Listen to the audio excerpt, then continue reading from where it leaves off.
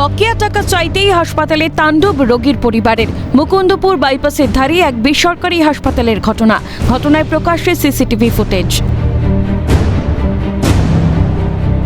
৩রা মে কিডনিজনিত সমস্যা নিয়ে পূর্বালোকের সত্তরোর্ধ্ব তমাল দাস ভর্তি হন বেসরকারি ওই হাসপাতালে। সোমবার রোগীর পরিবারের কাছে বকেয়া ১,৯২,০০০ টাকা মেটাতে বলে হাসপাতাল কর্তৃপক্ষ।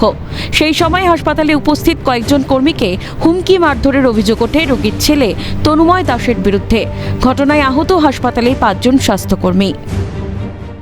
পেশেন্ট আমার এখানে ভর্তি ছিল, তার ট্রিটমেন্ট চলছিল, তার মেডিক্লেম ফেল করায় তাকে আমরা বলি তার অনেক বকেয়া টাকা পড়ে, তাকে আমরা বলি পেমেন্ট করতে, কারণ কালকে তার একটা খুব ইম্পর্ট্যান্ট প্রসিডিওর ছিল, এটা ট্র্যাকিওস্টমি করার কথা ছিল। তাকে বোঝানো হয়, বারবার তাকে বোঝানো হয়েছে স্যার কিছু পেমেন্ট করুন, কিছু পেমেন্ট করুন, কিছু পেমেন্ট করুন। এই নয় যে আমরা ওনাকে প্রত্যেক সময় বলছি, কিন্তু ওনার বাড়তেই থাকছে। এবার একটা প্রসিডিওর করতে গেলে তো আমাকেও তো চালাতে হবে হসপিটালটা, আমি ওনাকে বোঝাই। তো উনি সেটাতে, ওনার বাড়িতেও 2 জন লোক আসেন, তারাও বোঝান ওনাকে। সামাও সেটাতে উনি ভীষণ বিরক্ত হয়ে গেলেন এবং বিরক্ত হয়ে গিয়ে উনি পাড়ার থেকে লোকজন ডেকে নিয়েছে, যারা এখানে ভাঙচুর করলো, আমার সিস্টারদের গায়ে হাত তুললো, আমার ফিমেল স্টাফদের গায়ে হাত তুললো।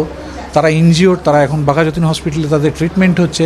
হেলমেট ছুঁড়ে, ইট ছুঁড়ে, ভাঁড় ছুঁড়ে, আমার টপগুলো ছুঁড়ে পুরো হসপিটালের মধ্যে, এবং কন্টিনিউয়াসলি আমার এখানে যত স্টাফ আছে তাদের সবাইকে থ্রেট করলো, তোরা বাড়ি যাস কি করে দেখি। বিষয়টি প্রথমে এড়িয়ে যাওয়ার চেষ্টা করলেও পরে তিনি হাসপাতাল কর্তৃপক্ষের দিকেই আঙুল তুলেছেন। আমার পেশেন্ট এখানে এখনো ভর্তি, আমার পেশেন্ট ভেন্টিলেটরে আছে, ওনারা রিলিজ করে দিচ্ছেন, ছেড়ে দিচ্ছেন। এই রাত্রিবেলা আমাকে নার্সিংহোম খুঁজতে হবে, হসপিটাল খুঁজতে হবে যেখানে এই পেশেন্টকে ভর্তি নেবে। আমার এখন সেই দিকে টেনশন রয়েছে। ওনারা প্লাস বলছেন যে মেডিক্লেম আমাকে দেবে না, আমাকে এখন টাকা দিয়ে নিতে হবে। এখন রাত্রিবেলা কোথা থেকে টাকা জোগাড় করবো, এইসব টেনশন আমার মাথায় রয়েছে। আপনারা প্লিজ সেই জায়গাতে দাঁড়িয়ে এখন ভিডিও রেকর্ডিং আমার কার পরে নিউজ গেল, সময় সত্যি কথা সব রিভিল হবে।